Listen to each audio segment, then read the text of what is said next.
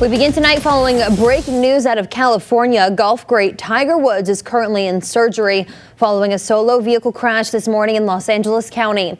Police say the jaws of life were needed to remove Woods from the vehicle, and he was the only person inside. Woods' agent saying the golfer suffered multiple leg injuries. Kayla Burton will have much more for us coming up in a live report in just a few minutes. Developing news tonight that Western Mass News has been following all day. The state is moving to phase out remote learning entirely, sending Massachusetts students back into the classroom.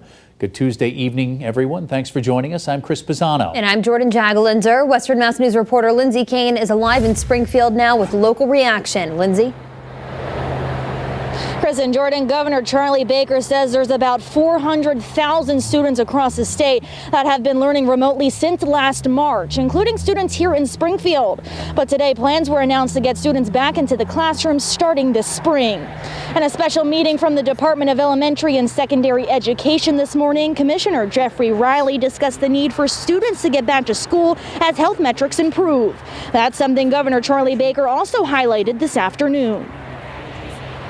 With COVID cases and hospitalizations continuing to decline and vaccines well underway, it's time to set our sights on eliminating remote learning by April and starting with elementary schools.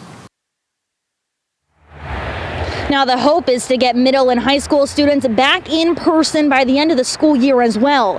But the news isn't welcomed by some local communities. Over in East Hampton, Mayor Nicole LaChapelle says high-risk learners returned back to the classroom yesterday after metrics forced a pause in the reopening plan. She says the city should be able to make decisions for themselves. It's confusing. My understanding of the Massachusetts Constitution, as well as the authority that is given to school committees, is that the local education authority determines the operational status of schools. Meanwhile, here in Springfield, public school students are still remote with a phased-in plan set to begin on March 15th. The superintendent here says it's premature to comment on the administration's plans at this time. But coming up later on Western Mass News 11 at 11, we hear from local parents on Desi's plan.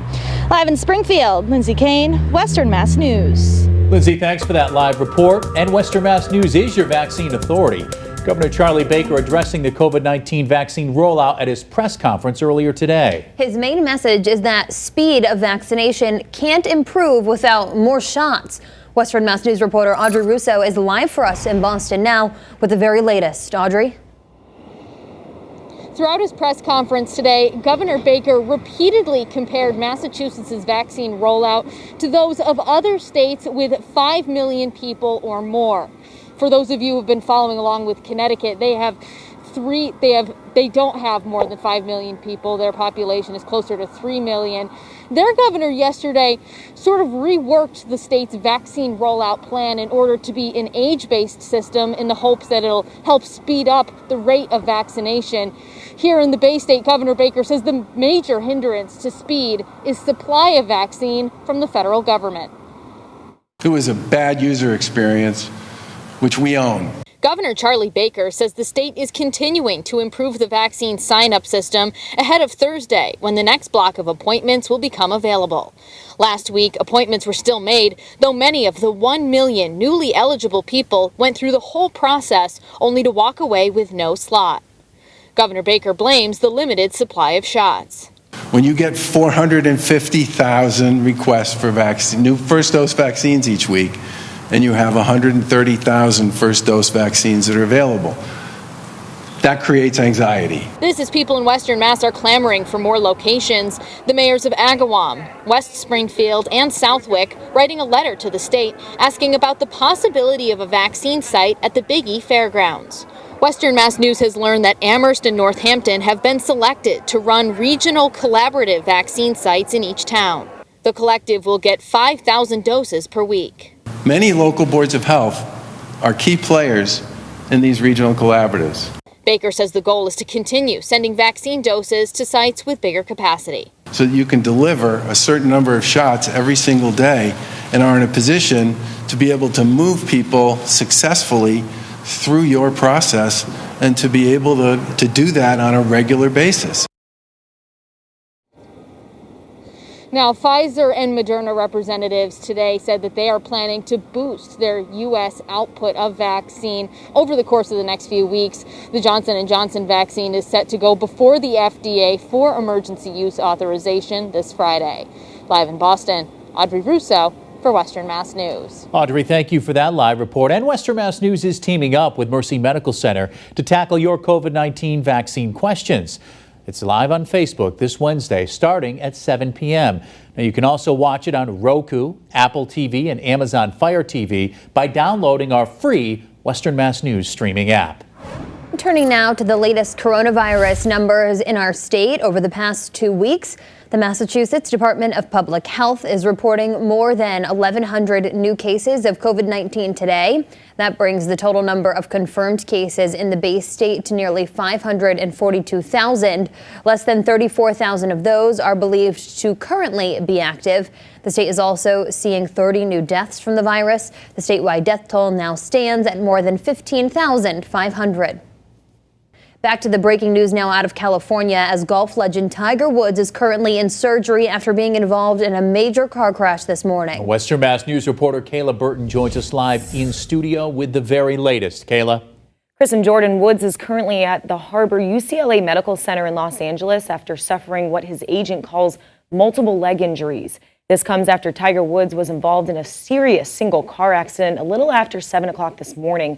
According to the Los Angeles County Sheriff's Department, they had to use jaws of life to free Woods from the car. And as you can see, the vehicle severely damaged. And as of now, we do not know the cause of this crash, but we do know Woods was the only person in that car.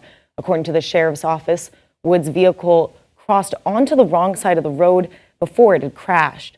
Now, the 45-year-old was in LA for the PGA Tour's Genesis Invitational, which his foundation runs. Woods is also still recovering from his 5th back surgery, the most recent one back on December 23rd. Unfortunately, Woods has been in this scary situation before. Back in November of 2009, when he lost control of his SUV outside of his Florida mansion, he crashed into a fire hydrant and into a tree in his neighbor's yard around 2 o'clock in the morning. His wife smashing the window with a golf club after confronting Woods about his infidelity. It was the start of a career downfall for Woods, who has won just one major in 11 years since the incident. Many celebrities and close friends of Woods taking to social media, sending their thoughts and prayers. Longtime friend of Woods, former President Donald Trump, saying in a statement today, quote, "Get well soon, Tiger. You are a true champion." Golf great Jack Nicklaus wishing Woods a successful surgery and recovery as well, adding that he and his wife Barbara were deeply concerned. The Masters chairman Fred Ridley also saying, quote, "Tiger Woods is part of the Augusta national family, and the news of this accident is upsetting to all of us. We pray for him for his full recovery and for his family during this difficult time." While Woods is not currently married, he does have 2 children, a daughter Sam and a son Charlie. Now, Western Mass News will continue to provide you the latest information as we learn more. Stick with us both on air and online for further updates.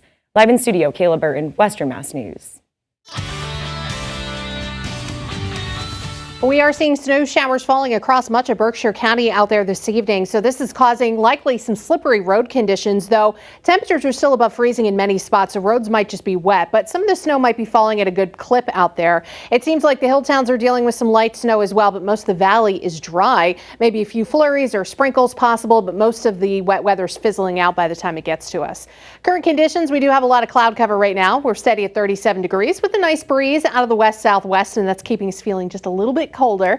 Temperatures are, like I said, above freezing just about everywhere. Even in the hills, we have some middle 30s out there tonight. So it's going to take a while for black ice to become an issue. Some refreezing again will be possible. We had more snow melt today, so just watch out for that development overnight. But it's going to take a while before we see temperatures get into this range. I think it might not happen until closer to sunrise tomorrow morning as skies gradually clear and we keep a bit of a breeze coming in out of the west. Looking at your morning planner for Wednesday, not a bad start. We'll have good sunshine around in the morning. Temperatures will climb steadily. By 11 a.m., we're already close to 40 degrees. Breezes, though, increasing, more clouds developing, but still, it looks like we're going to be getting into the 40s throughout tomorrow afternoon. We'll take a look at the rest of your forecast coming up in just a few minutes. Back to you.